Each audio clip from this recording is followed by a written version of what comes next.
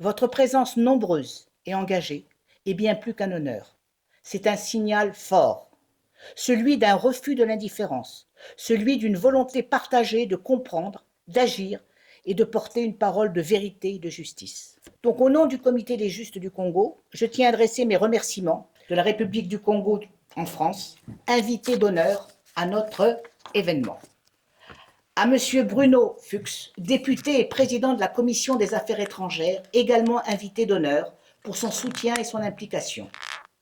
À Madame Vicky Katumba, sénatrice de la RDC et fondatrice du Comité des Justes du Congo, dont la vision et la détermination sont à l'origine de notre mobilisation. Je souhaite également saluer le rôle essentiel de nos modérateurs, qui guideront nos échanges avec exigence et rigueur. Merci à Nadia Bey, journaliste à Radio Orient et membre fondateur du Comité des Justes du Congo. Merci à Monsieur Emmanuel Dupuis, président de l'Institut Prospective et Sécurité en Europe. Mes remerciements vont également à Monsieur David Catalet, président de Deka Ministry Foundation et partenaire engagé dans cet événement. Merci également à l'artiste Rost, qui n'est pas encore là, mais qui va arriver, compositeur de l'hymne des Justes du Congo, pour sa contribution artistique.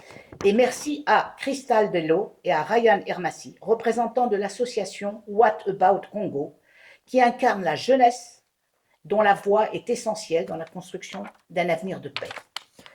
Enfin, merci à Linda Chaouch, membre du Comité des Justes du Congo, qui a su gérer avec brio la stratégie de communication digitale de cet événement. Je n'oublie pas bien sûr l'ensemble des participants présents, ainsi que toutes celles et tous ceux qui auraient souhaité être parmi nous, mais qui, en raison du week-end de Pâques, ont des contraintes personnelles, des contraintes familiales, qui n'ont pu faire le déplacement.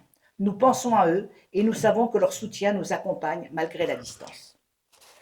Ce colloque n'est pas un simple rendez-vous. Il s'inscrit dans une exigence, celle de nommer les réalités, de comprendre les enjeux profonds, de contribuer à faire émerger des solutions pour une paix juste, durable et digne pour le peuple congolais. Aujourd'hui, nous allons écouter, échanger, confronter des analyses et, je l'espère, faire émerger des pistes d'action concrètes. Mais au-delà des mots et de tout ce qu'on va entendre, ce qui nous réunit, c'est une responsabilité morale, celle de ne pas détourner le regard. Je vous remercie encore une fois pour votre présence, votre engagement et la qualité des échanges que nous allons nourrir. Je nous souhaite à toutes et à tous des travaux riches, utiles et porteurs d'espoir. Merci.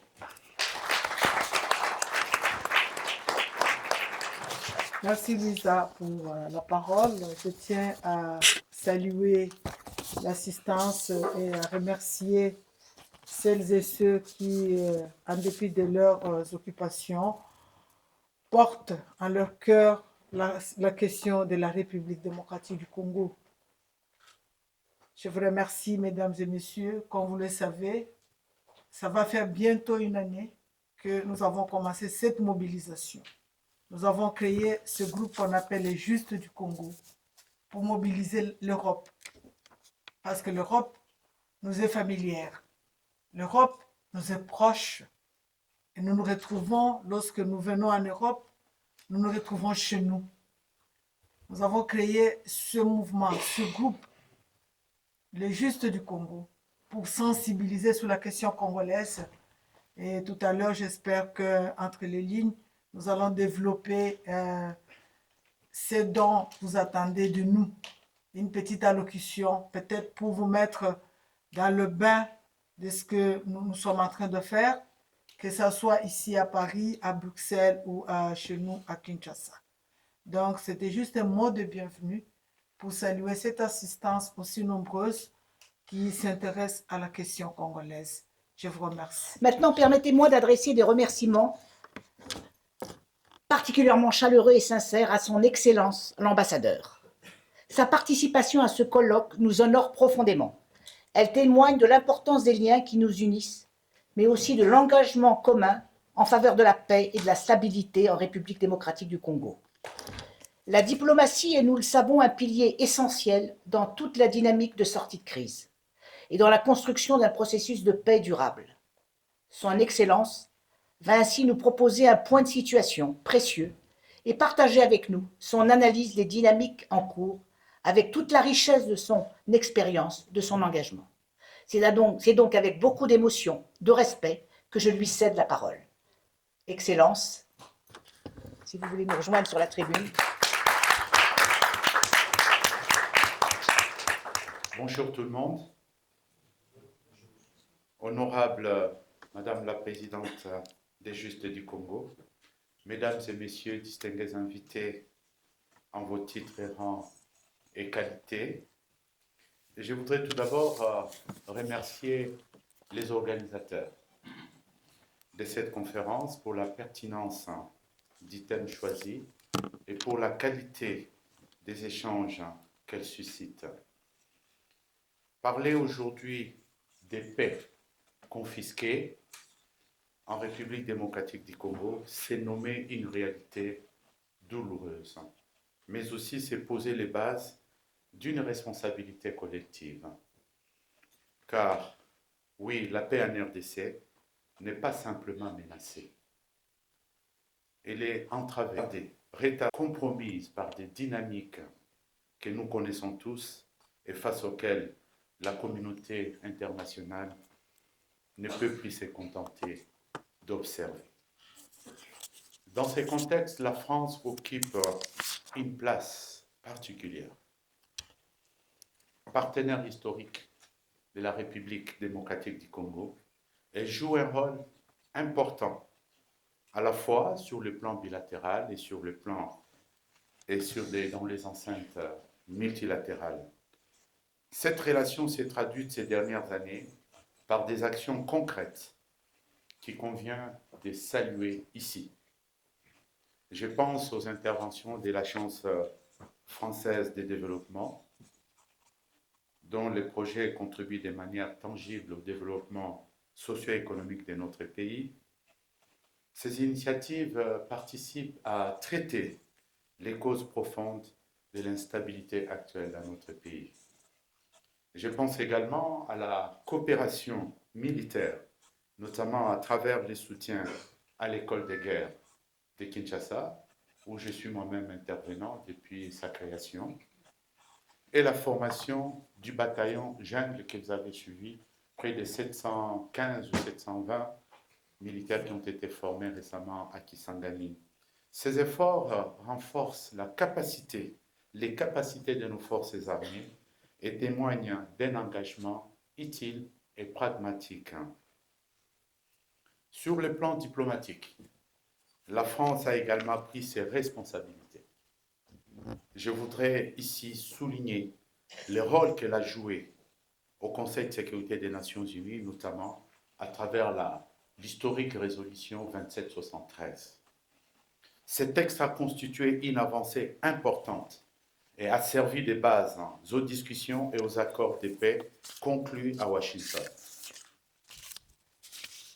La France était l'acteur pivot de cette grande résolution qui a enfin condamné, appelé les chats par son nom et condamné cette agression barbare de la part d'un pays voisin que nous connaissons tous, pour ne pas les citer, le Rwanda. Je voudrais également saluer la tenue en octobre 2025 à Paris, capitale de la paix, décidément, de la conférence humanitaire dédiée à la République démocratique du Congo. Ces actions sont importantes. Elles vont dans la bonne direction et la RDC les reconnaît avec respect. Cependant, mesdames, messieurs, permettez-moi de le dire avec gravité. Nous ne sommes plus au stade où ces efforts, aussi louables soient-ils, peuvent suffire. Car pendant que nous parlons sur le terrain, les violations du droit international se poursuivent. Pendant que nous dialoguons, l'intégrité territoriale, de la République démocratique du Congo est mise à mal. Pendant que nous saluons des avancées diplomatiques, des populations continuent de souffrir, de fuir, de mourir. Face à cette réalité, une question simple se pose. Que fait en fait la communauté internationale?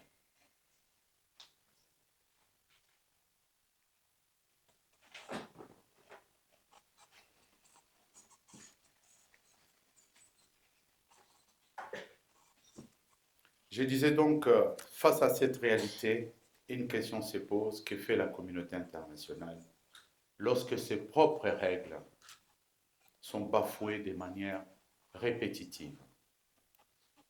Trop souvent, la réponse se limite à des condamnations fermes, certes, des condamnations claires, parfois, mais des condamnations sans conséquences.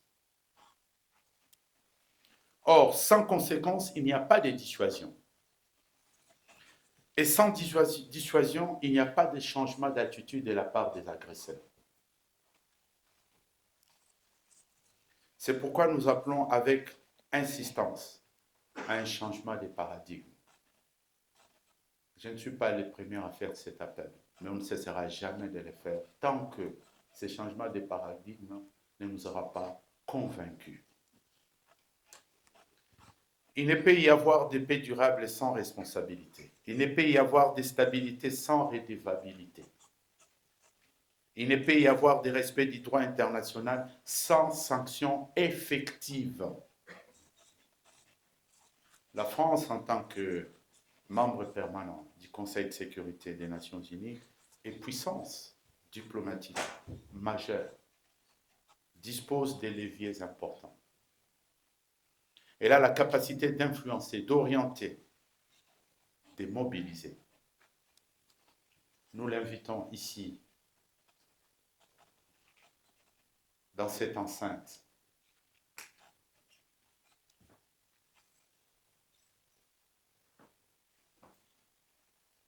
à mobiliser.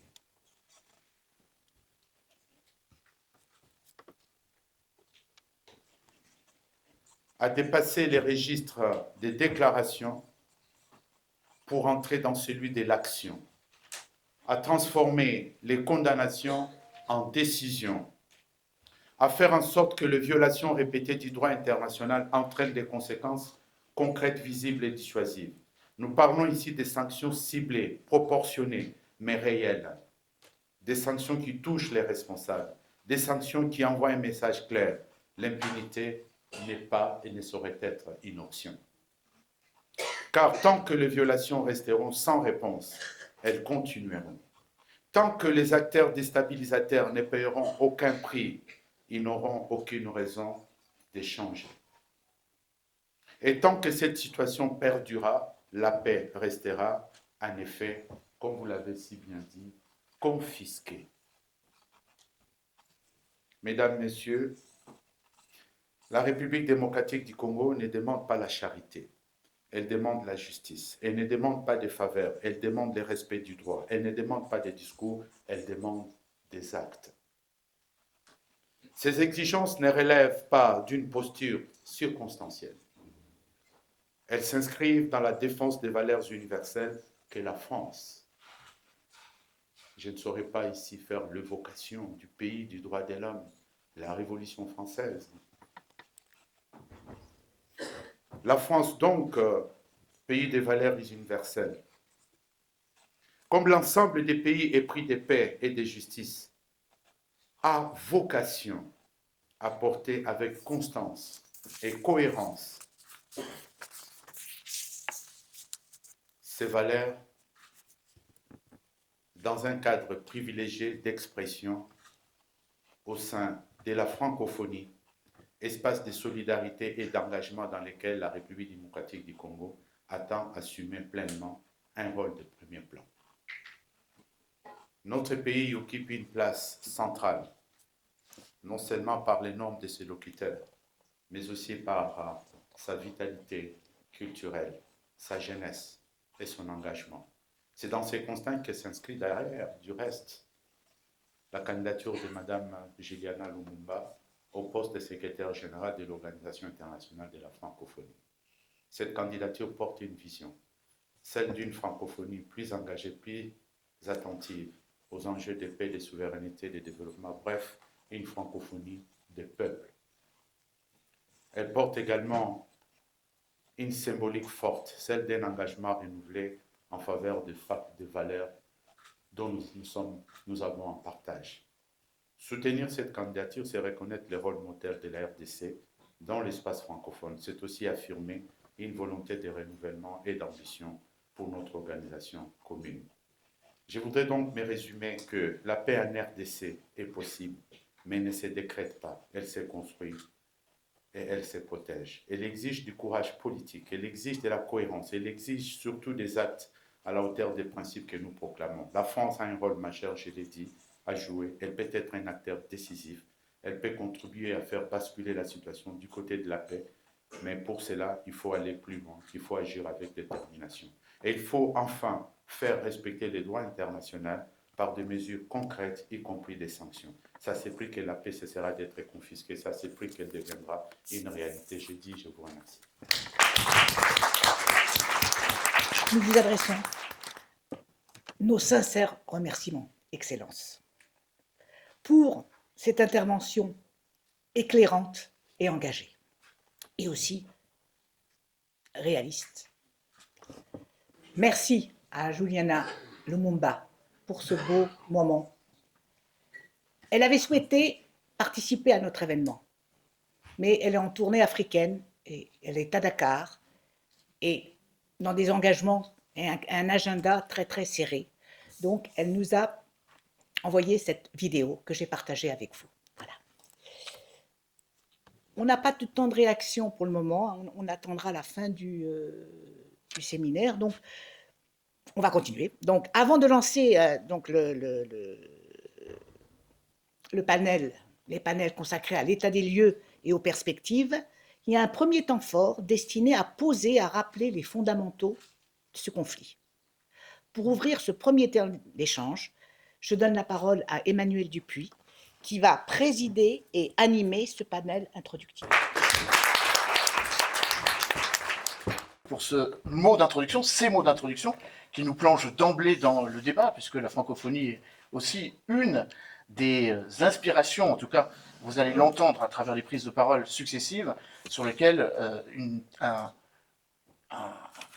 voix forte doit être portée vers une francophonie des peuples, mais aussi une francophonie de la paix. On a beaucoup parlé de la francophonie économique à Dakar, on a un peu oublié qu'il y a aussi dans l'espace francophone des pays qui se font la guerre. L'exemple du Rwanda et de la République démocratique du Congo nous incite à penser que lors du sommet de Phnom Penh en novembre 2026, il faudra en dire quelques mots. Alors j'ai la rude tâche de poser les fondamentaux et de donner la parole à Louisa, à Vicky et à Pierre Mascar, que je ne vois plus. Il est là, dans le fond de la salle.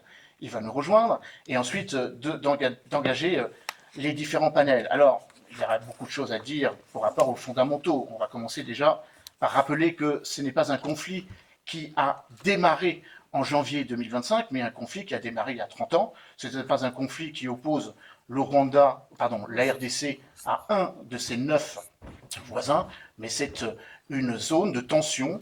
Mon collègue Christophe Vogel évoque l'idée selon laquelle il n'y a pas que le M23, il y a à peu près une centaine, voire 120, dit-il, de groupes armés qui ensanglantent ce territoire.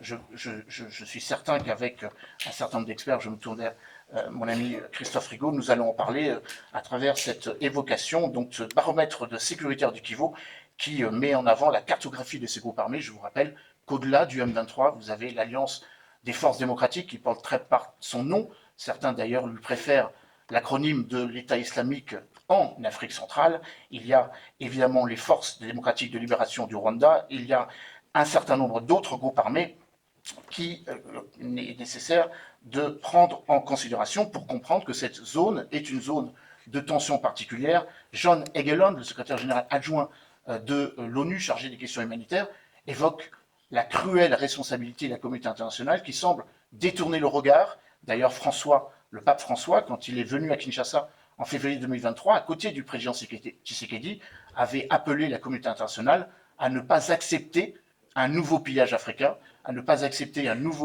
nouvelle forme de colonisation, non pas une colonisation politique, mais une colonisation morale, qui consiste à dire, et c'était une supplique que je pense nous pouvons faire nôtre, enlevez vos mains du continent africain, car depuis 30 ans, près de 7 à 8 millions d'Africains, de Congolais en particulier, sont morts dans ce conflit. On évoque près de 25 millions de personnes déplacées, on évoque près de 7 à 8 millions de personnes déplacées, eu égard aux guerres civiles au Burundi à partir des années 2000-2005, eu égard aux guerres civiles qui ont suivi la création du Soudan du Sud en 2011, et bien évidemment dans ce qui reste un traumatisme, une plaie béante avec le génocide du Rwanda entre avril et juillet 1994. Alors, rappelons maintenant la réalité et les fondamentaux de ce dont on parle aujourd'hui. Une agression caractéristique qui, au regard des Nations Unies, ne doit pas être relativisée. On a eu déjà, avec M. l'ambassadeur et beaucoup d'entre vous, l'occasion de rappeler que le double regard ou la manière d'être très disert quand il s'agit de critiquer à juste titre le dépassement d'une frontière et l'envahissement d'un pays par un autre, en l'occurrence le 24 février 2022, d'ailleurs même peut-être en 2014 entre la Russie et l'Ukraine, et de ne pas appeler les choses ailleurs, loin de chez nous, en l'occurrence quand en janvier 2025, un pays, le Rwanda, a franchi une frontière internationalement reconnue et donc occupe toujours ce territoire. D'ailleurs, je vous rappelle que cette prise de Goma en juin 2025 s'est continuée puisque en décembre de cette même année 2025, non seulement le Nord Kivu, mais le Sud Kivu est désormais occupé par le M23 et, dit-on, les forces spéciales rwandaises. Ce sera l'occasion d'un débat, l'occasion de l'évoquer dans notre débat, notamment la ville d'Uvira, à côté de Bukavu. Donc, cette question concerne non seulement le Kivu, mais les provinces adjacentes. On estime que 30 à 40% de la population de l'Ituri, 30 à 40% de l'occupation du Kivu. Je salue notre collègue Rust qui va nous entretenir musicalement après cette prise de parole un peu intellectuelle, mais qui pose le débat, qui évidemment nous permet de dire que la communauté internationale a failli, car depuis maintenant 30 ans, il y a une organisation qui s'appelle l'Organisation des Nations Unies, qui a dépensé des sommes absolument astronomiques, qu'il y a mobilisé un nombre important de forces de sécurité et qui pourtant n'a pas fait taire les armes dans l'Est de la République démocratique du Congo depuis la MONUC en 1999, puis la MONUSCO. Il y a malheureusement encore une cruelle responsabilité malgré la résolution 2773 qu'Émile évoquait évidemment, qui incite à ce que la communauté internationale, l'ONU, soit davantage présent comme force de solution, faut-il le rappeler. Alors les fondamentaux nous amènent à dire qu'aujourd'hui, dans ce conflit, il y a la République démocratique du Congo, qui voit une partie de son territoire envahie par un pays voisin, avec une organisation, le M23, qui, je vous le rappelle, est désormais qualifiée d'organisation terroriste par l'Union africaine, en tout cas par le secrétaire général de l'Union africaine, lors de l'attaque au drone. Je ne veux pas écorcher le nom de cette ville dans la province de Chopo, je crois, l'aéroport de Lubumbashi. Hein, Non, Kisangani. Kinsangani, pardon, pas Lubumbashi, Lubumbashi, c'est à côté. Et qui donc fait que désormais l'Union africaine considère le M23 comme une organisation terroriste. D'ailleurs, les États-Unis sont en train de réfléchir à cette appellation également.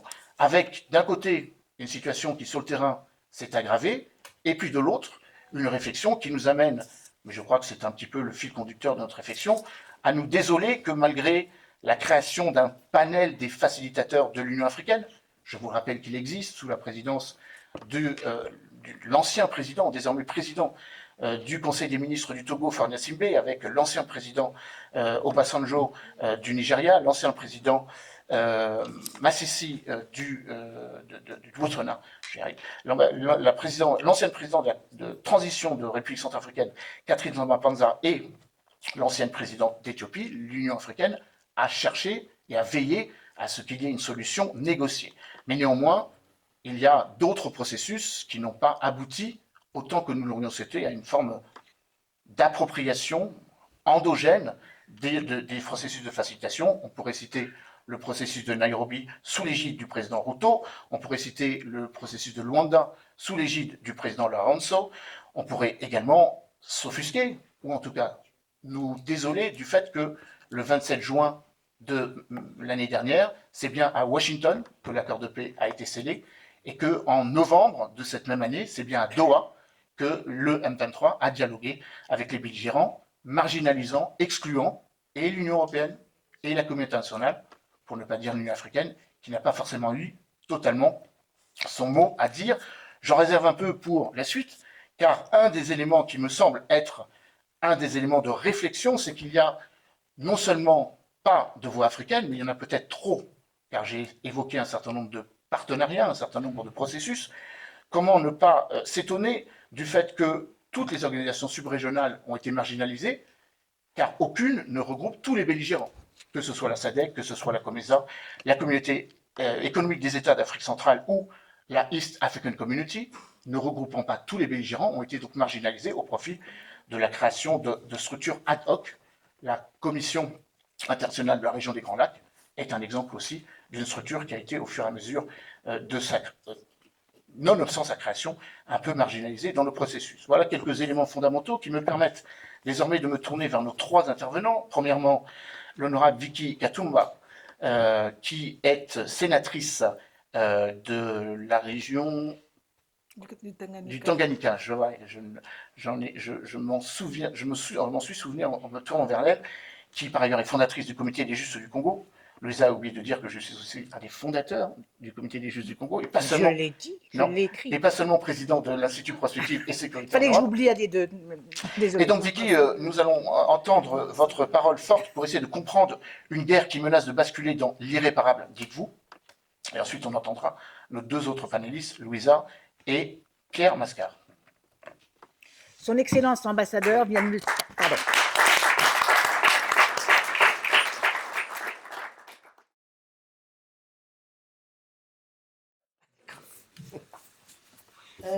Je remercie encore de nouveau M. Emmanuel Dupuis pour cette modération. Mesdames et messieurs, les députés, M. Loïc n'est pas là, il est dans sa province. Nous le remercions beaucoup pour le fait qu'il nous a offert ce cadre pour que nous puissions traiter de nos problèmes de Congolais. Excellence, Monsieur l'ambassadeur de la République démocratique du Congo en France, chers justes, Mesdames et Messieurs, en vos titres et qualités respectifs. C'est pour moi un réel honneur et une fierté de prendre la parole en ces lieux prestigieux et historiques, le Palais du Luxembourg, à l'occasion de cette conférence du Comité des Justes du Congo consacrée à un thème d'une grande importance et d'une gravité exceptionnelle. Comprendre une guerre qui menace de basculer dans l'irréparable, la République démocratique du Congo, il peut confisquer l'Europe face à ses responsabilités. Je pense que ça résume tout ce que Emmanuel venait de nous dire tout à l'heure, c'est dans son exposé. Ça résume aussi ce que M. l'ambassadeur venait de dire. Une guerre qui menace de basculer vers l'irréparable. Il est vrai qu'il y a eu plusieurs accords qui ont été signés tels que énoncés par Emmanuel tout à l'heure, mais cette guerre ne s'arrête toujours pas. Il y en a qui se disent, vous avez suivi dernièrement, il y en a qui parlent même de la soudanisation de la République démocratique du Congo. C'est l'irréparable. Et nous avons peur qu'on arrive à la balkanisation de notre pays. C'est ce qu'on appelle soudanisation. Ça doit interpeller la conscience. Comment comprendre cette guerre, mesdames et messieurs? Pour la comprendre, il faut d'abord déconstruire les représentations. Trop souvent, le drame congolais est résumé à des clichés très simplistes, surtout ici en Europe. Quand j'étais arrivée, c'était en février 2025, Bukavu venait de tomber, et j'étais dans une conférence où Louisa, comme d'habitude, Elle était là en train d'intervenir et c'est elle qui avait la parole. Et j'ai fait une motion d'information parce que je suis parlementaire. Et elle s'est arrêtée. J'ai présenté la situation de la République démocratique du Congo avec des larmes. Parce que Bukavu, moi je suis du Tanganyika, Bukavu, lorsque Bukavu et Uvira tombent, le lendemain, ma ville de Kalemi doit s'entendre. Et donc j'avais des larmes qui coulaient de mes yeux. Et j'ai présenté la situation avec beaucoup plus d'émotion que Louisa, c'est le crevier, je l'ai vu le crevier sur sa chaise, elle a commencé à appeler. Et moi, je continue à exposer, à expliquer la situation de chez nous. Quelque temps après, elle m'a appelé, elle m'a dit, Vicky, viens. Je suis allée, elle me dit, j'ai déjà pris contact. J'ai pris contact avec un sénateur que nous allons rencontrer demain à telle heure. Et demain à telle heure, j'étais ici au Palais du Luxembourg. J'ai rencontré le sénateur Atlin Elili. Et c'était lui qui était le premier à nous ouvrir la porte au Palais de Luxembourg. La situation de l'RDC était déjà connue. Mais ce n'est pas tout le monde qui connaît notre situation. Les gens parlent de la guerre de l'Est, ils trouvent que c'est une guerre qui est devenue endémique, quoi. Bon, ces gens-là, c'est peut-être une guerre ethnique. C'est une guerre qui décime. C'est une guerre qui avilit la femme, où le viol est considéré comme étant l'arme de guerre. La femme congolaise n'a plus de valeur. C'est une guerre qui avilit nos enfants.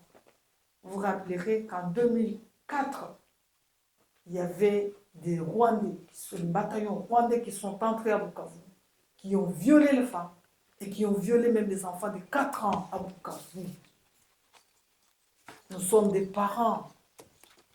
Et nous trouvons l'Europe dans son indifférence. L'Europe qui, avec des positions ambiguës, et j'ai suivi ce que l'ambassadeur venait de dire, dans les mots que l'ambassadeur venait de dire, il y a eu un Européen, il y a eu un Français, Jacques Chirac,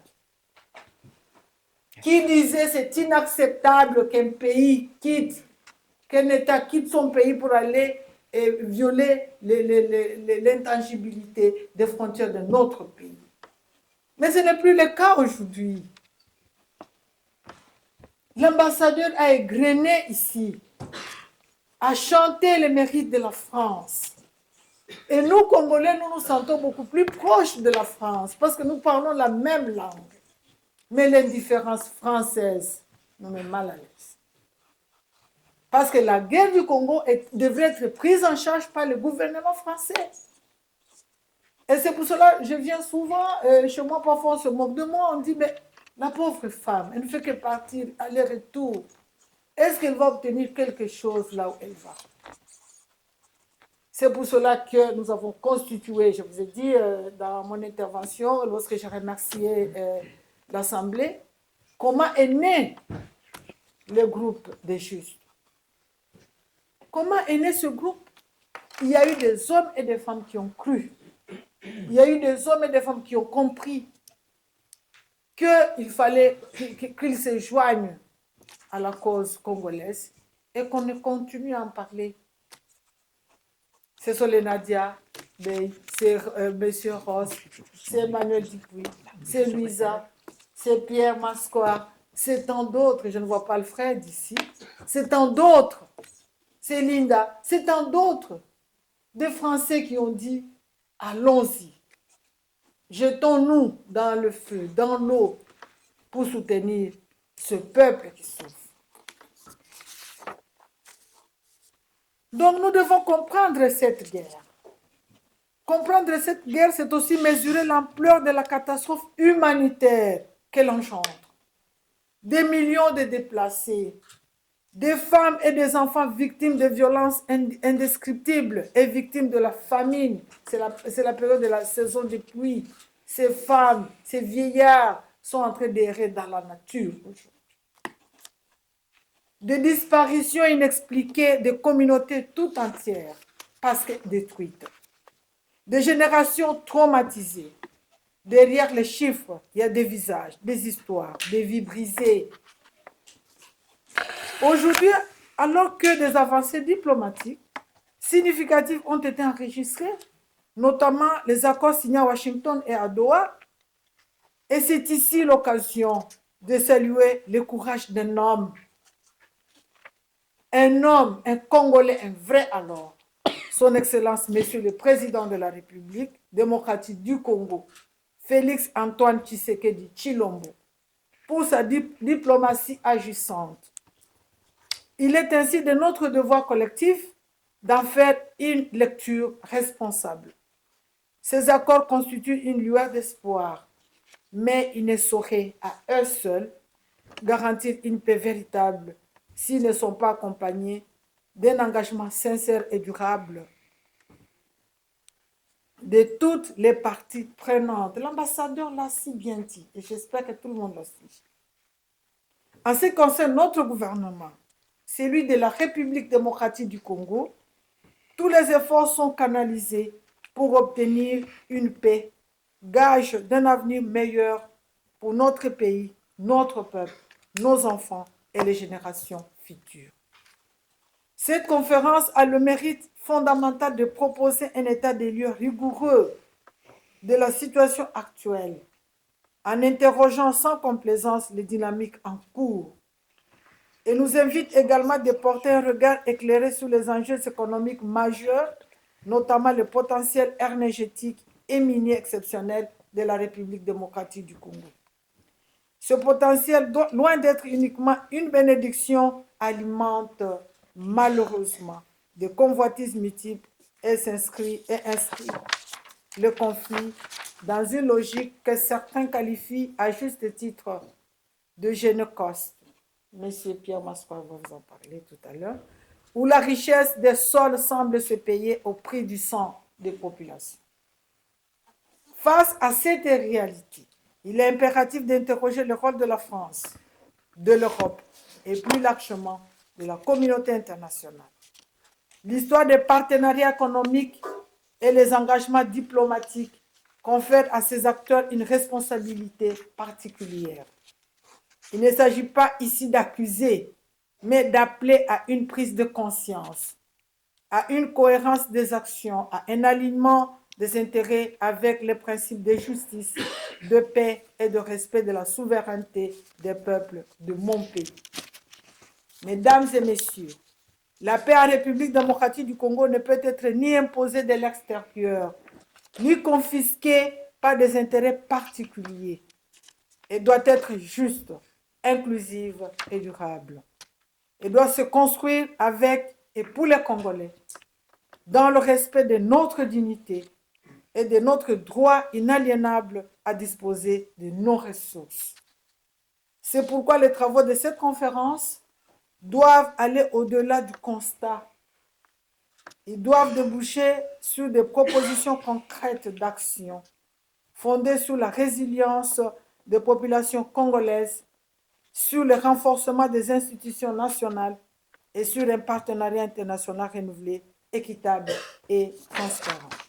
Je demeure donc convaincu que la voix des justes du Congo, portée avec courage et détermination, contribuera à faire avancer la vérité, à briser le silence et à mobiliser les consciences.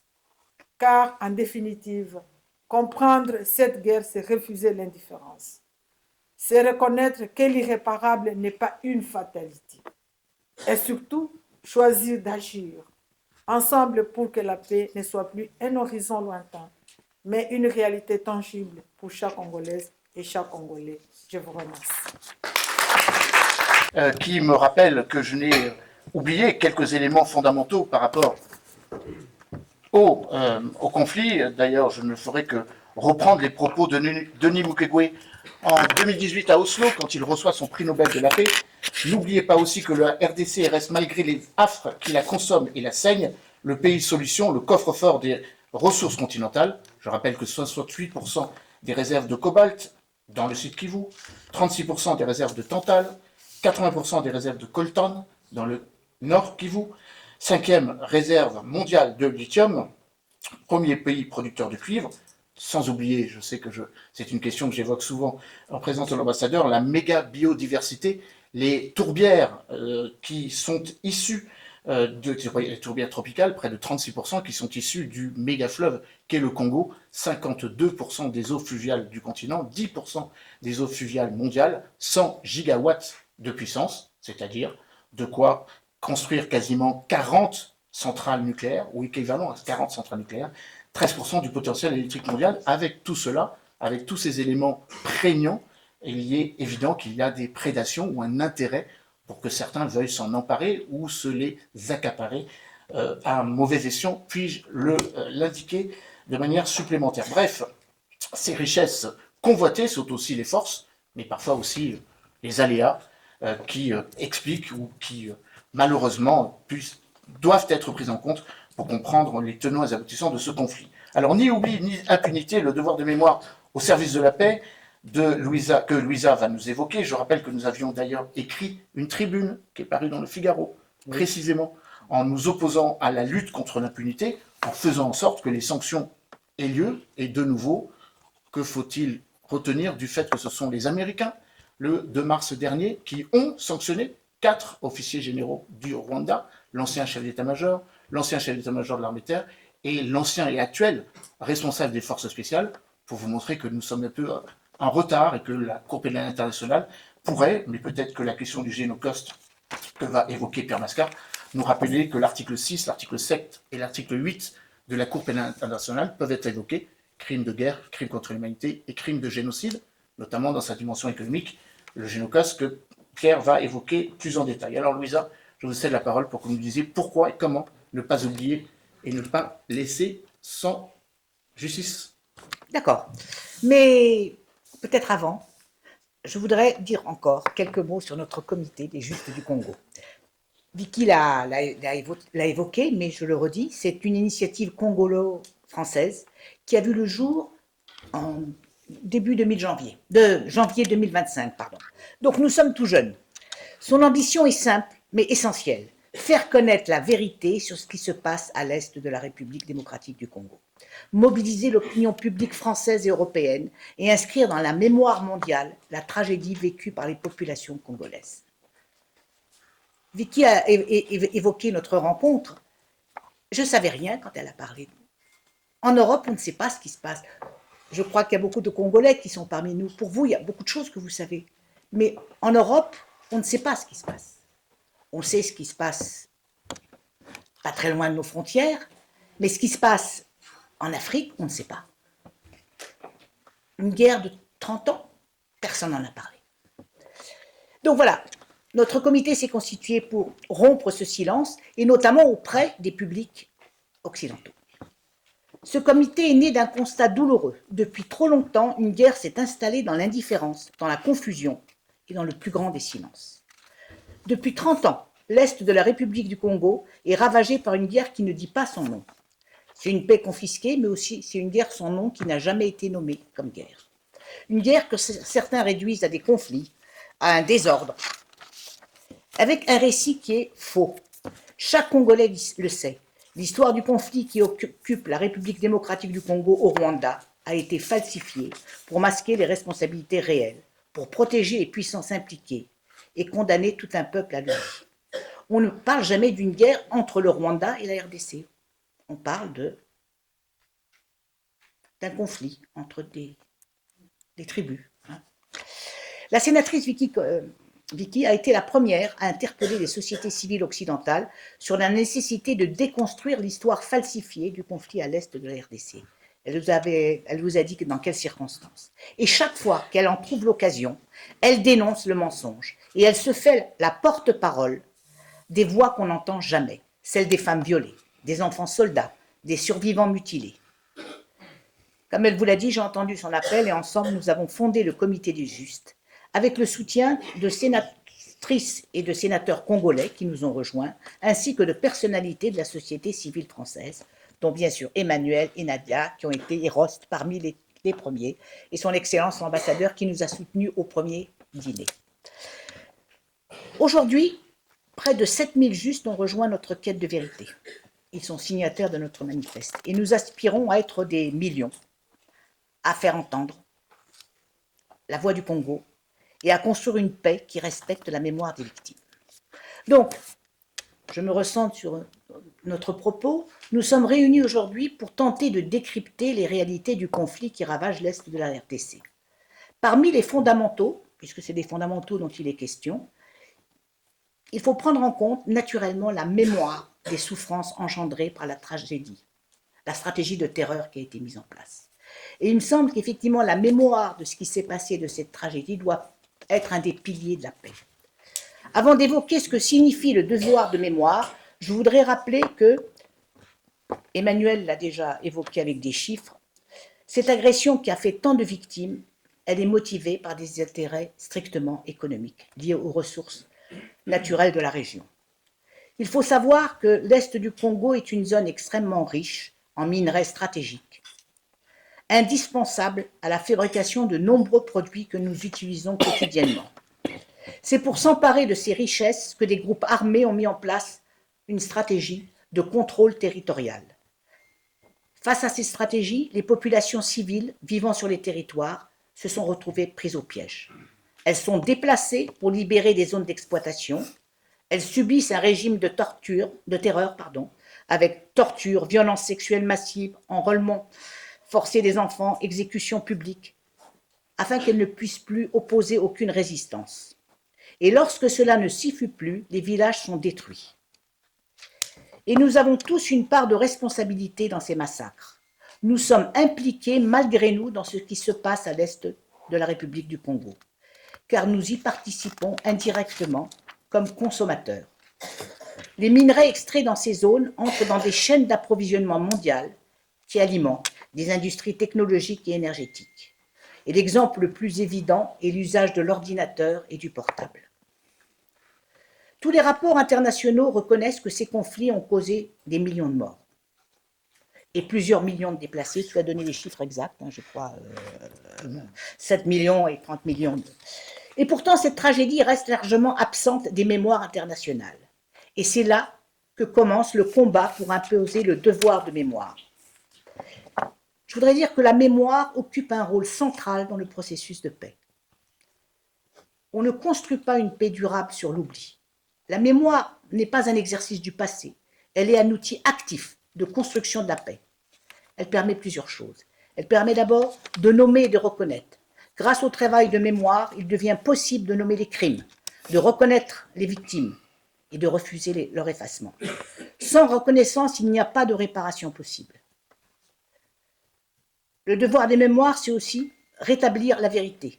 Il est essentiel de déconstruire l'histoire falsifiée, qui finit par faire écho dans les mémoires collectives occidentales, en posant l'agresseur comme victime. La vérité devient une condition préalable à toute réconciliation.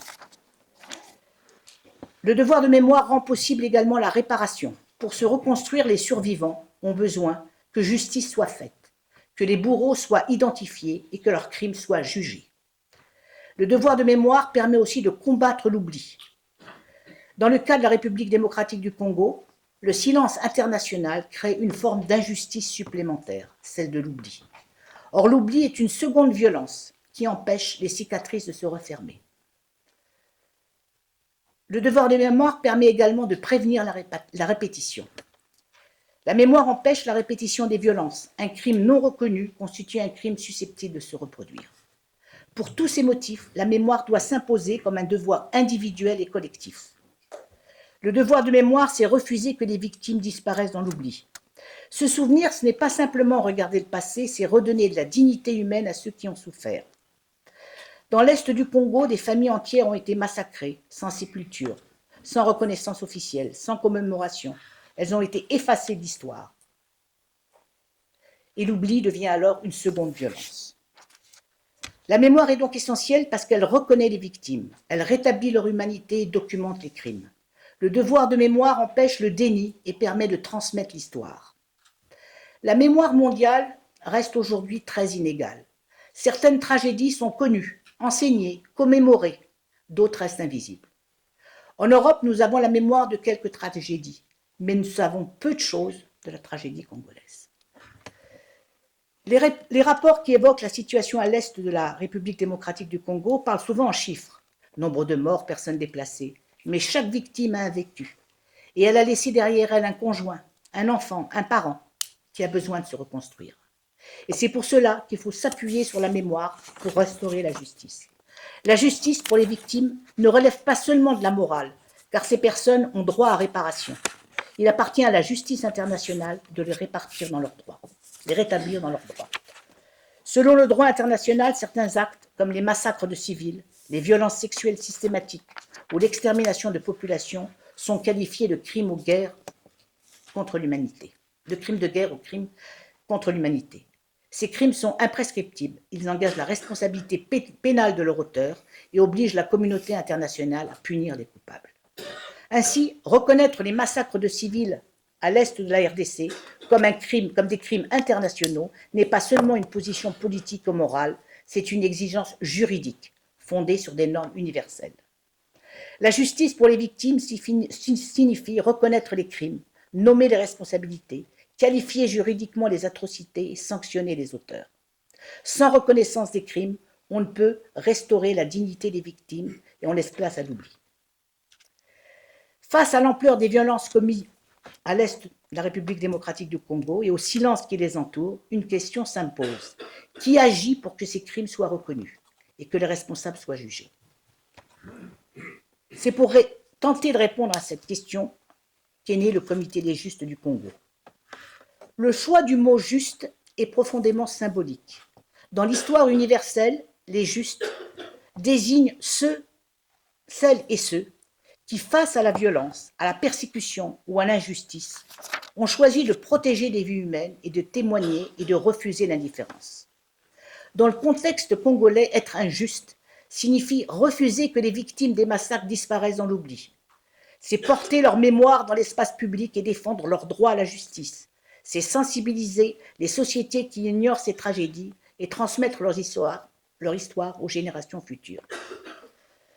Le Comité des justes s'inscrit ainsi dans une tradition mondiale d'engagement moral et citoyen, celle des personnes et des organisations qui considèrent que l'indifférence face aux crimes de masse n'est pas acceptable. Le comité s'est donc donné pour vocation d'être à la fois un acteur de mémoire et un acteur de justice pour les victimes du massacre. Pour que le devoir de mémoire devienne un véritable pilier du processus de paix, nous proposons une feuille de route articulée autour de 5 axes. Reconnaissance internationale des faits. Je crois que Pierre a développé ce point-là. Il s'agit de mobiliser les opinions pour obtenir une reconnaissance claire des massacres et des violences. Création d'un mécanisme international de mémoire. Mettre en place une commission indépendante chargée de documenter les crimes, de recueillir les témoignages et d'établir un récit historique partagé. Le troisième point, c'est l'intégration du devoir de mémoire dans le processus de paix. C'est conditionner toute négociation de paix à la prise en compte explicite des victimes, de leur reconnaissance et de leur droit à la vérité. C'est aussi l'inscription dans l'enseignement et les institutions, faire rentrer cette mémoire dans les programmes éducatifs, les institutions internationales et les espaces de commémoration. Et enfin, c'est garantir que la mémoire débouche sur la justice, l'identification des responsables, poursuites judiciaires et sanctions conformément au droit international. Avant de conclure mon propos, je voudrais préciser un dernier point. Le devoir de mémoire ne doit pas alimenter la tentation de la rente mémorielle. Se souvenir, ce n'est pas nourrir la haine, au contraire, cela doit être une condition de paix. Le travail du Comité des justes vise justement à transformer la mémoire de la souffrance en mémoire de la dignité et de la paix. Merci. Comme nous demande de longue date des avocats et des organisations de victimes ainsi que le gouvernement congolais. Je vais terminer, pour ne pas être trop long, je dirais que sur le plan mémoriel aussi, il serait bon de faire reconnaître au niveau européen une journée de commémoration du Génopost, en écho au 2 août institué par la RDC, d'organiser régulièrement, comme on le fait aujourd'hui à Paris, à Bruxelles ou à Strasbourg, des auditions publiques, mais même au sein même des parlements, sur les génocides congolais et le Génopost, avec des survivants, des juristes congolais, des chercheurs africains. Moi, je crois que ça, c'est une feuille de route, enfin, elle est À mon avis, la feuille de route du comité des justes au niveau européen, c'est au comité des justes du Congo aussi de les engager, de les soutenir et de les entreprendre.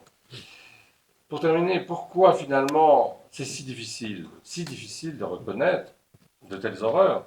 Pourquoi finalement le Génocide a-t-il tant de mal à être reconnu en Europe? Ce n'est pas parce que finalement ça serait juridiquement fragile, on le voit, c'est tout à fait solide puisque l'intention génocidaire est manifeste, mais parce que c'est politiquement explosif. Cela bouscule beaucoup d'intérêts puissants, des États, des dirigeants qui redoutent sans doute d'être désignés coupables, des alliances régionales qui sont construites sur l'oubli, un système économique mondial qui est trop dépendant des minerais congolais. Alors, les juristes congolais, ils ont fait leur part, ils ont enquêté, ils ont démontré l'intention génocidaire, comme on le disait. Le Parlement congolais, il a fait sa part aussi. Il a reconnu que les génocides commis sur son sol et a adopté le Génocide comme bannière de mémoire. L'Afrique a fait sa part. Sa commission des droits de l'homme a pris position, comme on vient de le dire, sur les crimes de génocide. Alors, reste notamment l'Europe. C'est ça qui nous intéresse, c'est notre continent.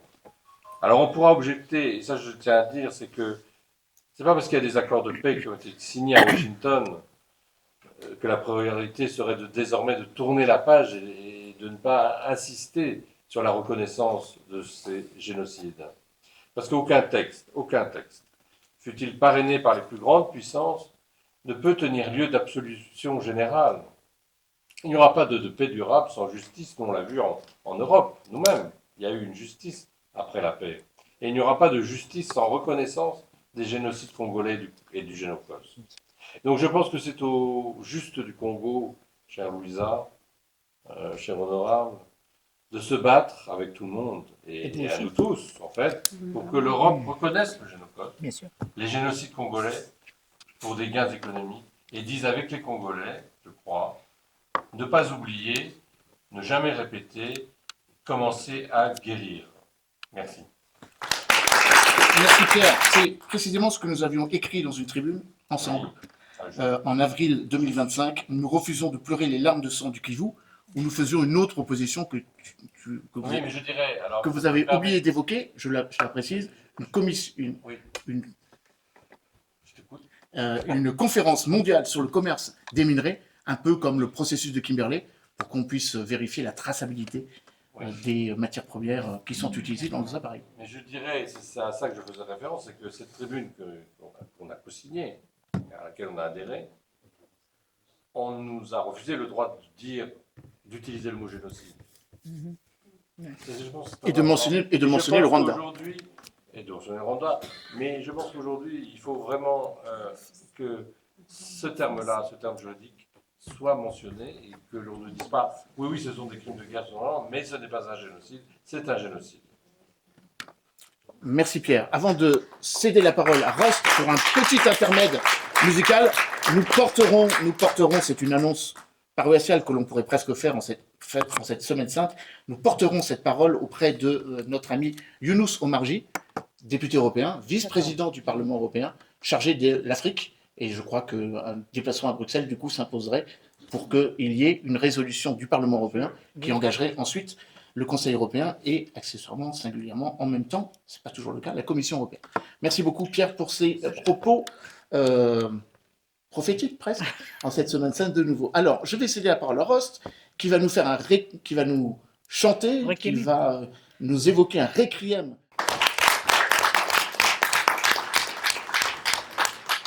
Bonjour à toutes et tous.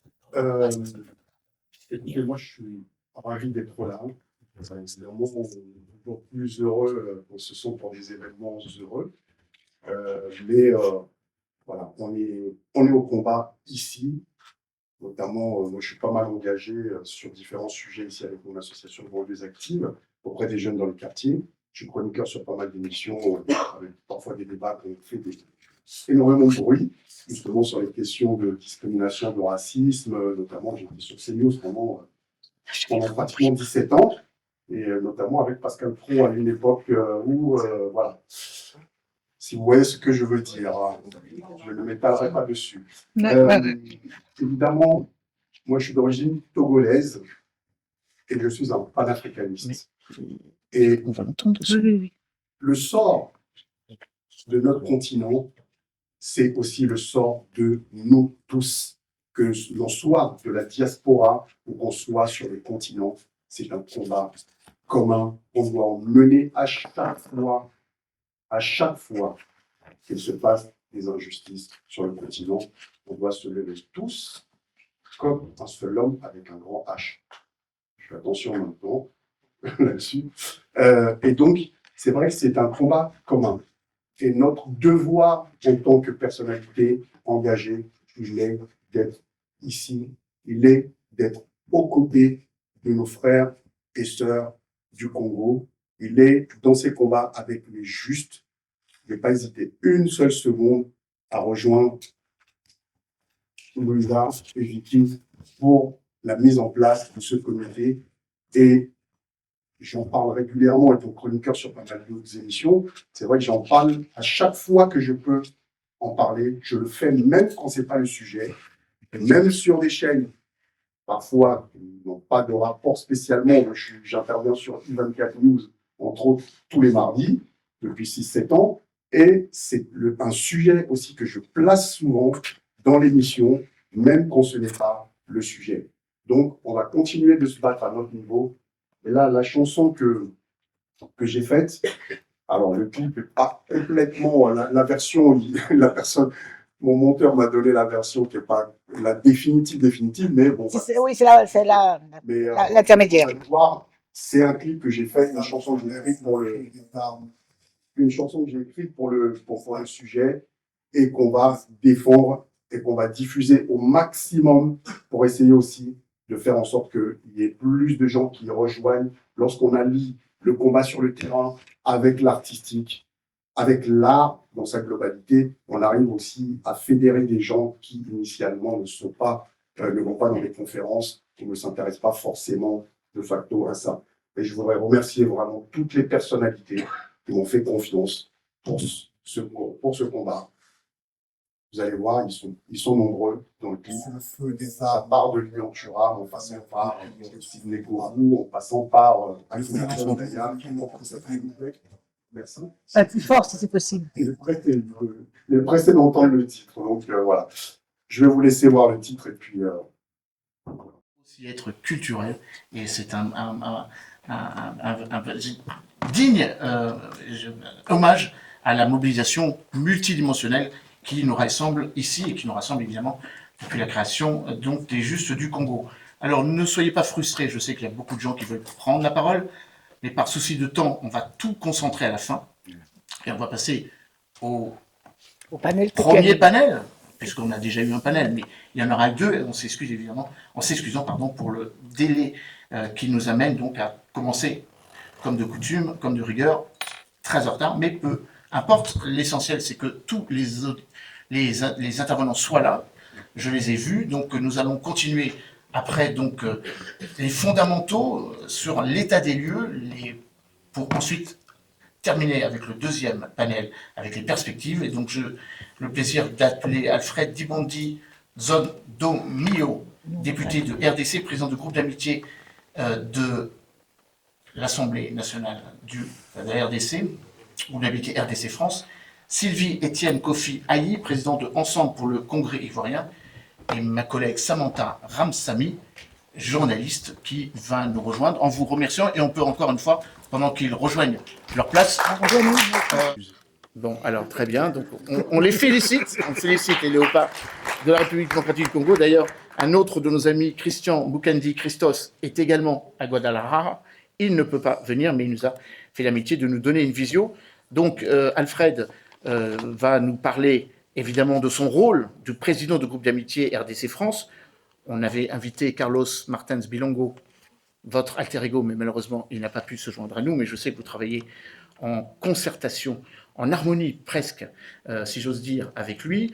Et nous allons entendre également un de vos collègues sénateurs, Aristide Boulakali, sénateur du Sud Kivu, alors que vous l'aurez sans doute lu avec intérêt dans Jeune Afrique, le 26 mars dernier, Paul Kagame, répondant aux questions de François Soudan, évoquait le fait qu'il se refusait pour l'instant à abonder ou à mettre en place les mesures défensives en partant du principe que le président Tshisekedi ne les mettait pas ou ne les appliquait pas. Donc peut-être qu'on peut vous interroger aussi sur la manière dont vous percevez cette étonnante interview, d'ailleurs que Jean-Yves Le Drian a tweeté en posant la question de son fond comme de sa forme.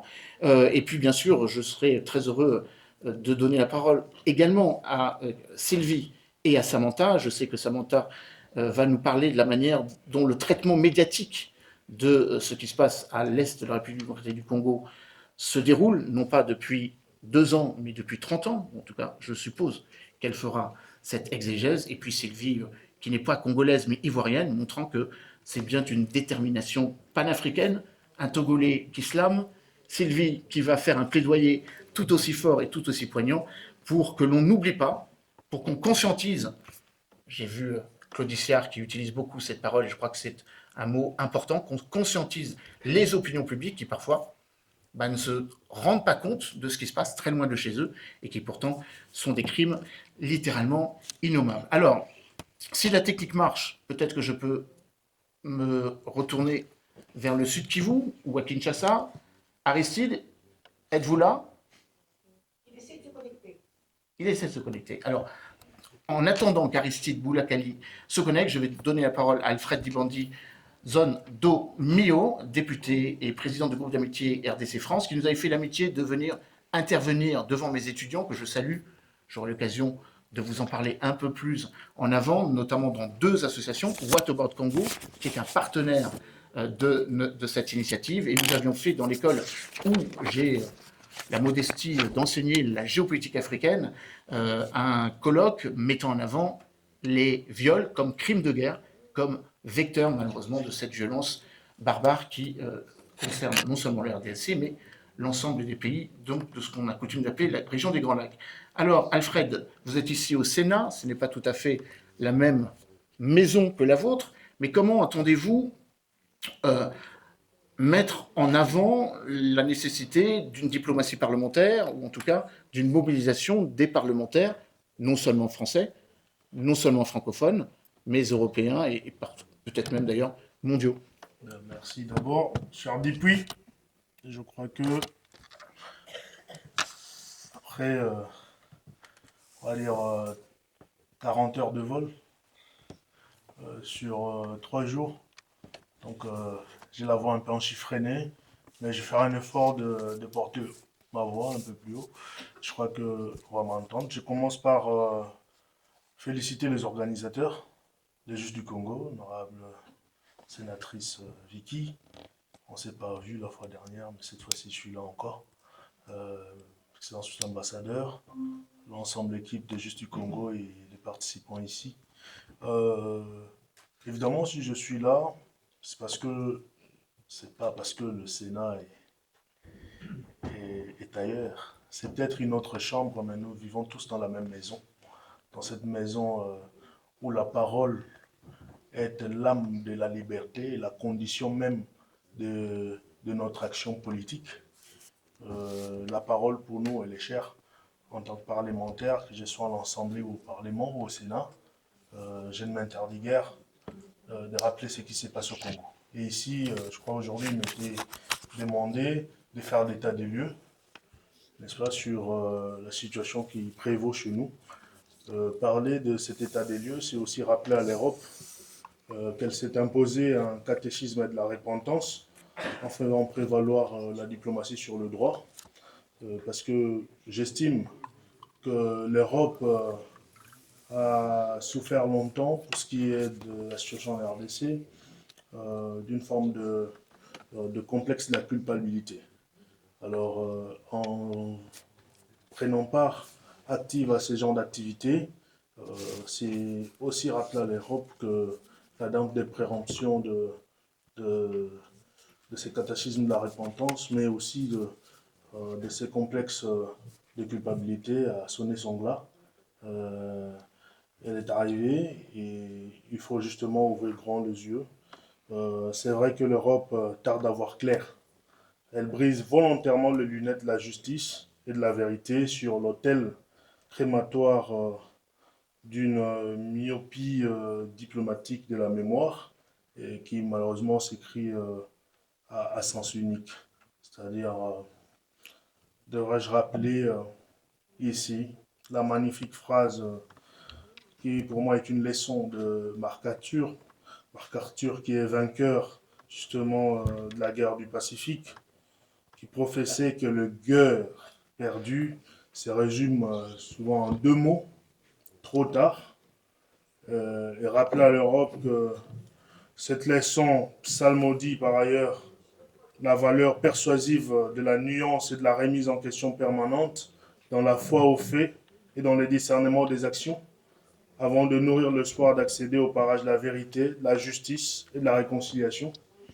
Je voudrais nous dire, je comprends que c'est le week-end et qu'on est un peu fatigué, mais être ici, c'est aussi rappeler à l'Europe que, au travers des actions parlementaires, il est possible de porter la responsabilité de nos gouvernements, puisque le gouvernement sont nos émanations, à comprendre l'intérêt que nous avons de réécrire l'histoire sous le prisme de la vérité, sous le prisme de la transparence, sous le prisme du respect mutuel. Nous, parlementaires congolais, en tout cas pour ce qui est du groupe d'amitié de la RDC de la France, nous n'avons jamais, en tout cas, manqué de rappeler à nos homologues, nos collègues, l'intérêt d'une diplomatie forte, parlementaire, qui accompagne la diplomatie classique. Cette diplomatie classique sont portées par nos chefs d'État. Et pour ce qui est de la RDC, je crois qu'on l'a si bien vu, que le président Tshisekedi a bien compris la place que nous avons en tant que non seulement cœur d'Afrique, mais aussi vivier aujourd'hui de la transition écologique, de l'économie verte, de l'industrialisation, de la dématérialisation, de l'ensemble de l'économie d'avenir et pour ne pas dire du présent. Et donc, cette place que nous occupons, nous en tant que Congo, nous impose des partenariats stratégiques qui soient bénéfiques pour nos deux États. On l'a dit ici tout à l'heure, et je le rappelle souvent, que quand j'interroge l'histoire, on se rend compte très souvent que nous avions été victimes des faits historiques. Et parfois même victimes des faits économiques. La vérité, la justice, la réconciliation, c'est admettre la place de la RDC à sa juste valeur. C'est admettre que le cobalt du Congo représente l'avenir de l'économie de véhicules, de l'économie, de l'industrie, de l'armement. C'est admettre que sans le cuivre du Congo, en tout cas, nous vivrons dans le noir au bout d'ici une génération. C'est aussi accepter que le tantal, le coltan du Congo nous permet de communiquer. C'est comprendre que les Congolais en ont conscience et c'est de cette conscience nous devons nous agir dans le respect et comprendre que la place est nette pour tout le monde. Et les Américains l'ont si bien compris. Pourquoi? Parce que depuis 30 ans, nous sommes agressés par le Rwanda, c'est vrai. On ne se rend pas compte des externalités négatives sur notre économie. On ne se rend pas compte que cette agression a en réalité handicapé la démocratie parce qu'il y a 2 territoires qui n'ont pas pu, où on n'a pas pu organiser les élections. Et aujourd'hui, il y a 2 territoires qui ont des représentants au sein de l'Assemblée qui ne sont pas élus mais reconduits. Et ça, il faut comprendre. Et aujourd'hui ou demain, si les choses doivent rester sous la même lignée, c'est aussi admettre la paralysie de toute une démocratie. Et il faut qu'on se dise la vérité, il faut qu'on regarde les choses en face. Et tout ça, pourquoi? Parce qu'il y a une forme d'anomie qui commence à prendre la place. On déclare, on vote la 2773 au Conseil de sécurité. Hier, on a voté la 2808. Il y a un rapport mapping qui existe. Il y a, au niveau de l'ensemble des assemblées parlementaires francophones, toute une résolution qui atteste de l'agression du Rwanda en RDC. Quoique, il y a eu une mission diplomatique qui a été conduite par la PEF. il fallait bien que lors du sommet de présidents du 7 au 9, que les rapports soient rendus et qu'une commission mixte soit mise en place. Mais là encore, le Rwanda vient de dire son indisponibilité. Donc on comprend qu'il y a nécessairement une volonté de ne pas résoudre le problème, une volonté de nuire.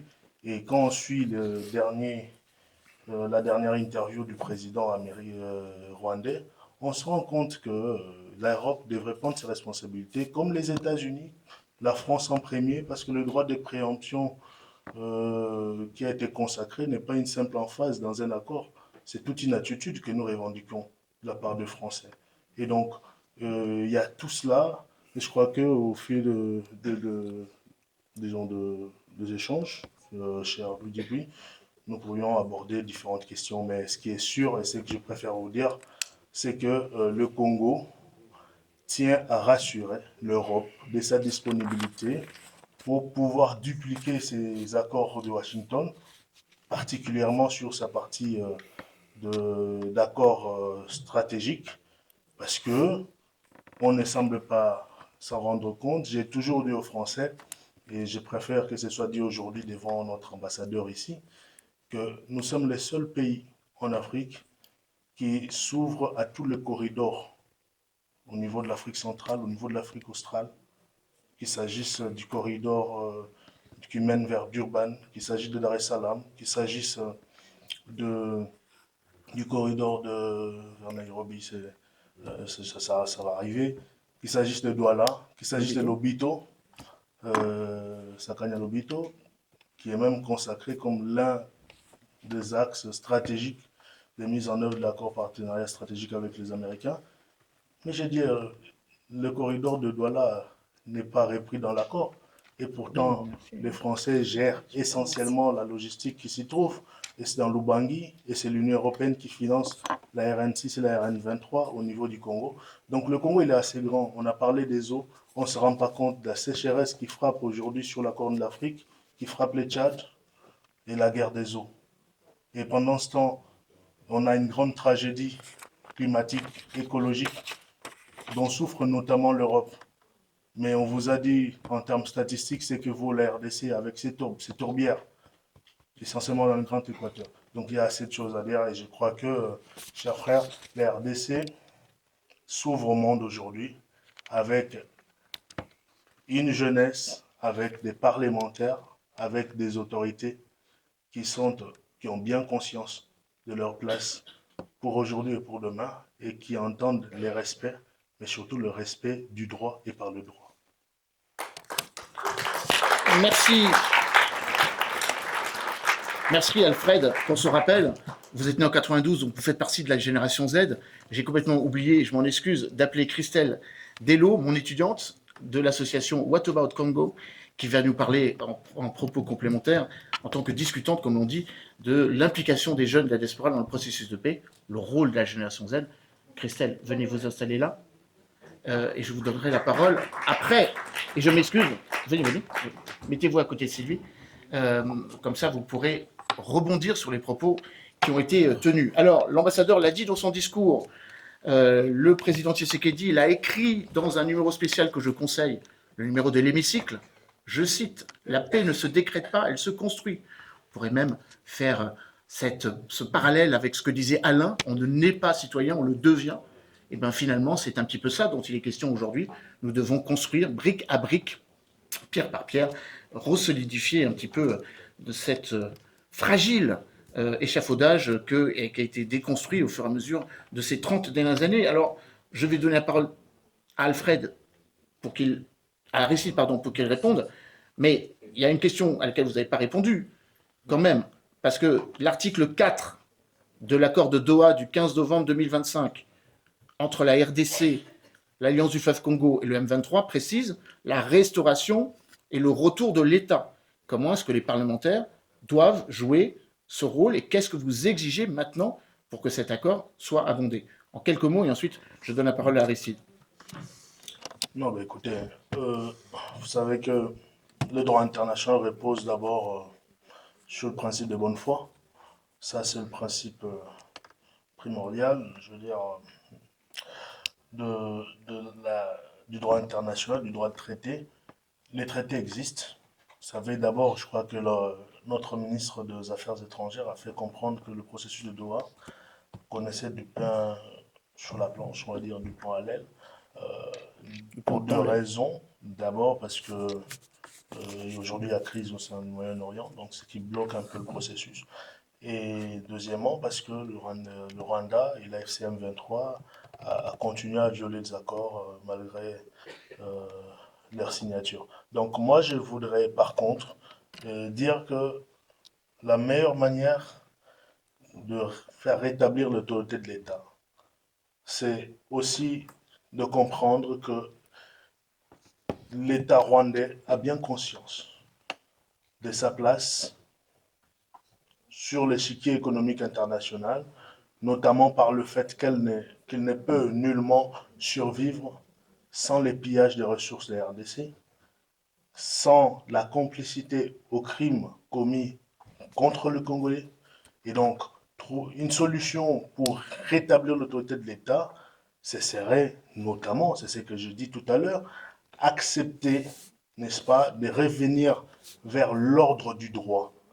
L'ordre du droit, c'est aussi accepter de comprendre que la RDC est aujourd'hui ouverte face à toute négociation qui serait basée sur le respect de son autorité en tant qu'État, sur sa souveraineté, qui sont des principes, je veux dire, des bases des Nations Unies. Aujourd'hui, l'autorité de l'État de la RDC ne tient pas qu'à la seule volonté de la RDC.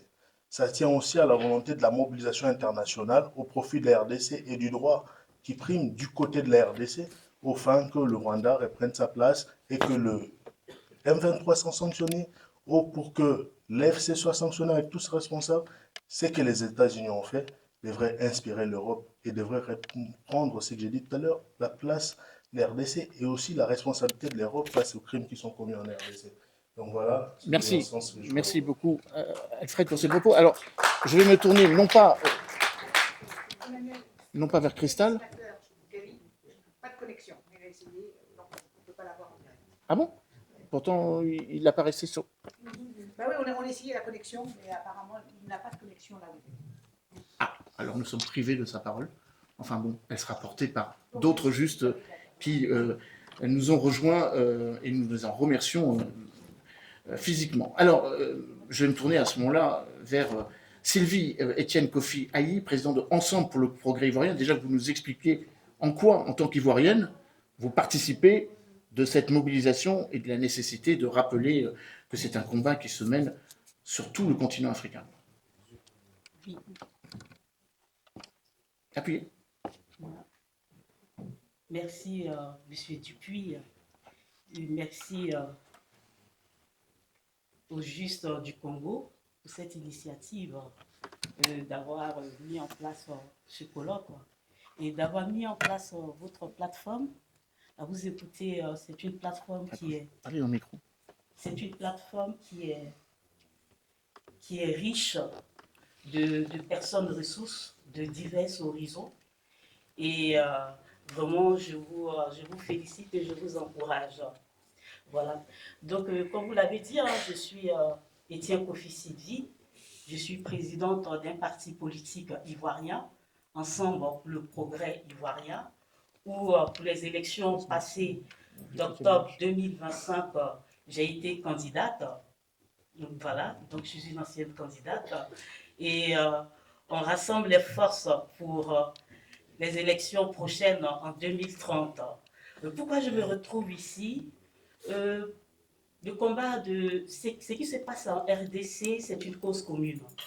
Et déjà depuis l'âge de 15 ans, à travers Amnesty International, j'œuvrais déjà pour les droits des femmes, surtout les femmes qui étaient obligées de se protéger, d'avoir des calaches et protéger leurs enfants contre les forces qui les agressaient.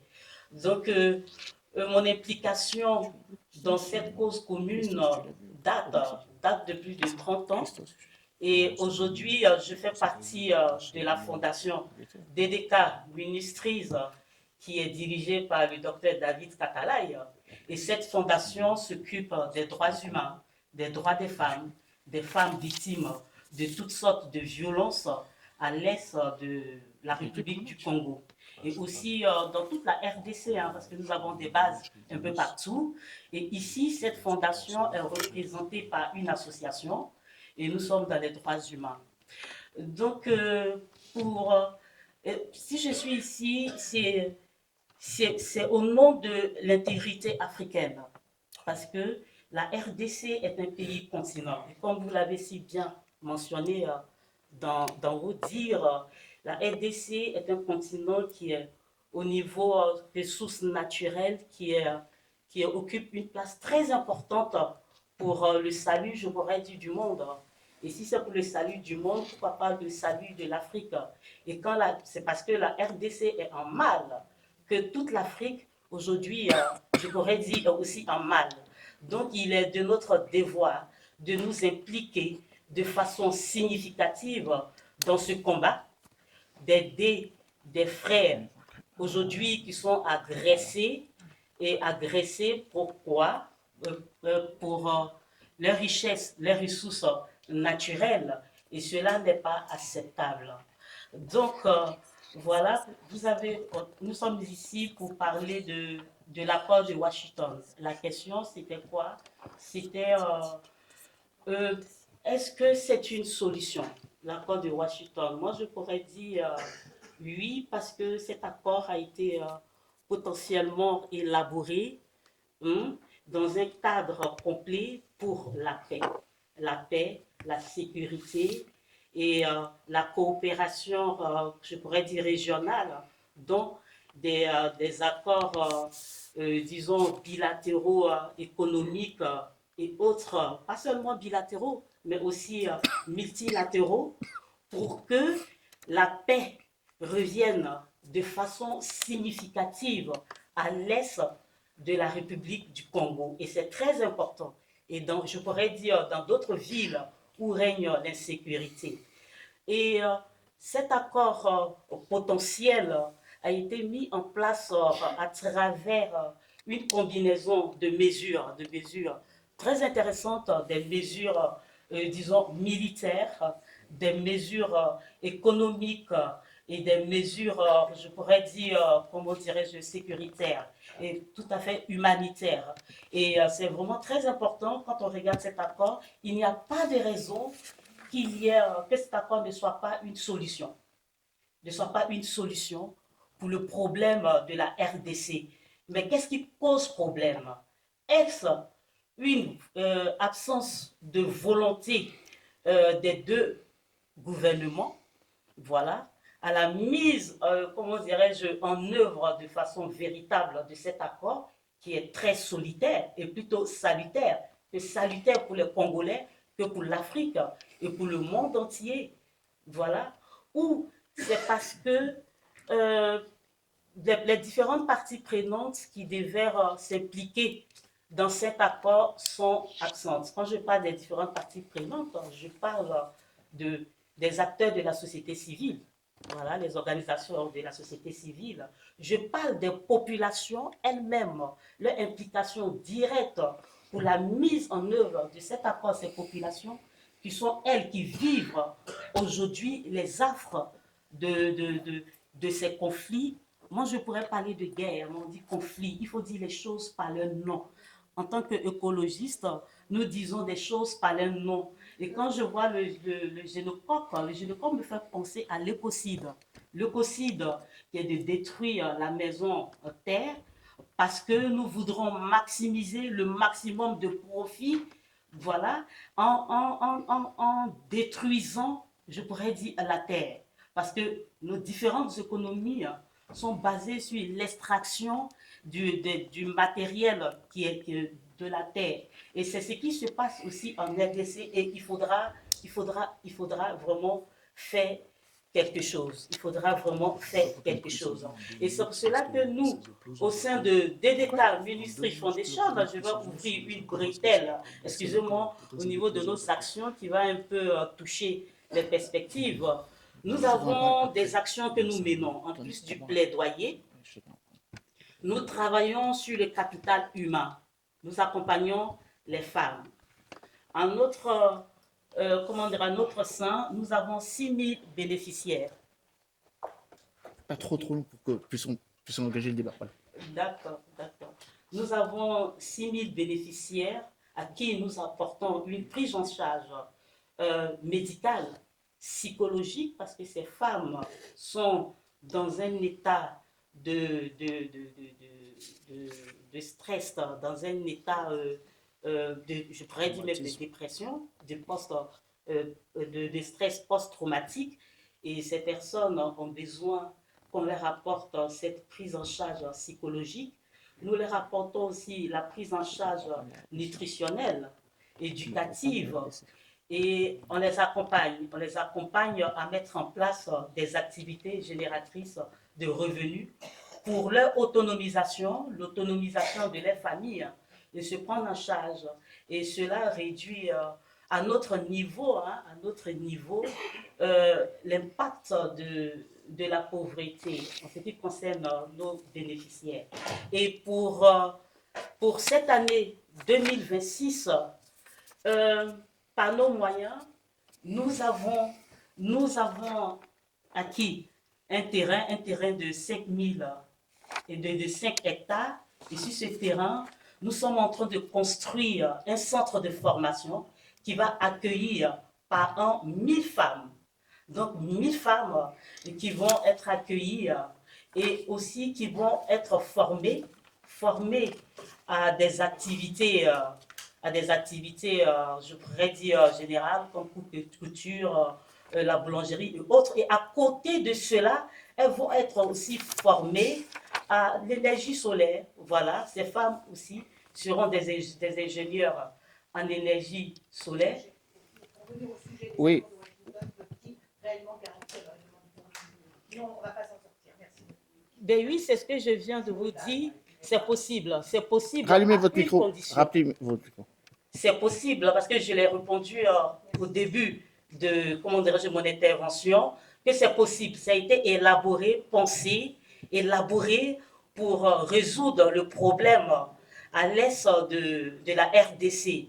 Mais pour que cela se fasse, il faut une implication, une volonté, mais de façon, significative des deux gouvernements, c'est-à-dire la RDC et le Rwanda. Et aussi impliquer tous les acteurs, voilà, de la société, que ce soit les populations, que ce soit les organisateurs, les organisations de la société civile, que ce soit, les acteurs armés, les autres acteurs armés, que ce soit aussi les partis politiques, et voilà. Donc, pour moi, c'est possible que ça soit une solution, mais c'est à cette condition-là. Merci. Merci beaucoup. Merci beaucoup, Sylvie. Des journalistes sur le terrain, et l'absence d'image donne encore plus le sentiment d'un conflit lointain vu d'ici. Maintenant, concernant l'accord de paix, j'aimerais aussi souligner les risques du fossé informationnel. Un accord signé dans les salons de Luanda, de Nairobi, Kinshasa, Doha ou Washington, eh bien, reste morte si le cultivateur, je prends cet exemple de Massissi ou de Bunia, n'en comprend pas l'impact sur son quotidien. En 2023, alors moi j'ai relevé ces chiffres, il y a peut-être des chiffres à réactualiser. La République démocratique du Congo comptait 500 journaux, plus de 150 chaînes de télévision, 4000 stations de radio, 40 médias en ligne. Le Lingala et le Swahili sont les langues les plus parlées par la majorité de la population congolaise. À mon sens, ça va de soi, il est impératif de soutenir prioritairement les médias qui émettent dans ces langues. C'est cette proximité qui brise l'isolement.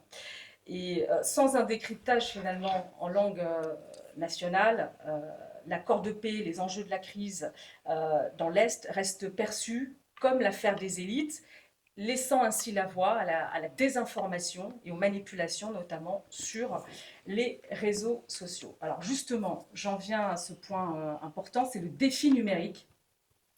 avec donc l'impératif d'occuper le terrain contre la haine sous toutes ses formes les plus radicales.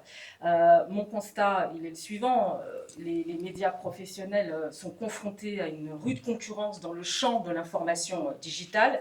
En fait, les médias ne luttent pas à armes égales au niveau des réseaux sociaux. Par exemple, une rumeur sur WhatsApp va mettre 30 secondes à envahir les réseaux sociaux, alors qu'un journaliste professionnel, d'abord, il va mettre un certain temps pour vérifier l'information, fabriquer son sujet. Donc, il y a un laps de temps. Après, il y a tout un processus de vérification, de validation. Et durant cet intervalle, la rumeur, elle est déjà devenue une vérité pour des milliers de déplacés, de combattants, en tout cas sur le terrain congolais. Aujourd'hui, l'écosystème médiatique, il est confronté au danger de l'intelligence artificielle qui est devenue, vous le savez, une arme redoutable sur le terrain de la désinformation, de la guerre informationnelle hybride. Et ça, c'est un point de vigilance extrême qui doit focaliser l'attention des pouvoirs publics, comme c'est le cas dans nos pays. Mais je pense que c'est vrai que sur le continent africain, il y a encore énormément d'efforts à faire à ce niveau. Par ailleurs, je reviens aux journalistes, ils ne sont plus seulement menacés sur le terrain, mais ils sont aussi soumis ou victimes de cyberharcèlement, c'est un risque, ou de campagnes de discrédit lorsqu'ils relatent les faits. Donc ça aussi, c'est un point important à prendre en compte. Mon quatrième et dernier point, il concerne la responsabilité justement des pouvoirs publics pour garantir la sécurité physique, juridique des journalistes, l'accès à l'information et à l'indépendance éditoriale et financière, bien sûr. Trop souvent, la vérité et la critique sont assimilées à une atteinte à la sûreté de l'État. On a beaucoup d'exemples, je ne vais pas m'arrêter sur ces exemples. Il y a des exemples que l'on peut citer qui concernent le continent africain, qui concernent la République démocratique du Congo, mais des exemples aussi internationaux. Dois-je rappeler l'affaire des Wikileaks? Donc, par ailleurs, sur le terrain, je l'ai évoqué au début, la protection des reporters, particulièrement dans l'Est, doit être une priorité. Et ça, c'est un point sensible. Pourquoi? Parce que dans la majorité des cas, une guerre s'accompagne, en tout cas, d'une guerre de communication. Et les journalistes sont pris pour cible en fonction de leur couverture, qui est interprétée comme étant favorable à un camp ou à un autre camp. Par ailleurs, faute d'un écosystème économique pérenne, les médias en République démocratique du Congo, mais je vais aussi parler de manière globale, les médias africains survivent dans une précarité extrême. On le voit d'ailleurs à chaque cycle électoral. Pour renflouer des caisses, les médias deviennent souvent des relais de propagande du plus offrant, qu'ils soient du côté du pouvoir ou du côté de l'opposition. Le marché publicitaire étant volatile, les médias les plus fragiles sont les plus menacés. Donc, c'est vrai que c'est peut-être déjà le cas, mais il faut réfléchir à des fonds de soutien, des mécanismes structurels et indépendants pour soutenir ces médias. Et s'ils existent déjà, peut-être les renforcer, notamment pour relever les défis numériques que j'ai évoqués. Voilà, j'en arrive à ma conclusion. C'est probablement l'un des points les plus importants, mais tous les points que j'ai évoqués le sont de toute façon. Et je voudrais parler, pour conclure, de ceux que l'on n'entend pas, ou que l'on n'écoute plus, c'est-à-dire les victimes, les populations. Sur le terrain, nos confrères congolais recueillent leurs paroles chaque jour. Vous pouvez voir des témoignages sur les réseaux sociaux. Mais ces voix, elles sont inaudibles chez nous. De facto, cela déshumanise un conflit ô combien meurtrier et désastreux sur le plan humanitaire. Donc je pense que le rôle des médias, c'est aussi de briser ce plafond de verre pour que le témoignage d'une mère à Béni ou d'un déplacé à Goma résonne ici, dans cette enceinte, mais partout dans le monde. Et je conclurai en disant qu'il faut cesser d'imaginer la paix en République démocratique du Congo dans le bureau ovale de la Maison-Blanche, même si sur le front diplomatique et des négociations de paix, il s'agit effectivement de faits historiques et marquants. Voilà, merci pour votre attention.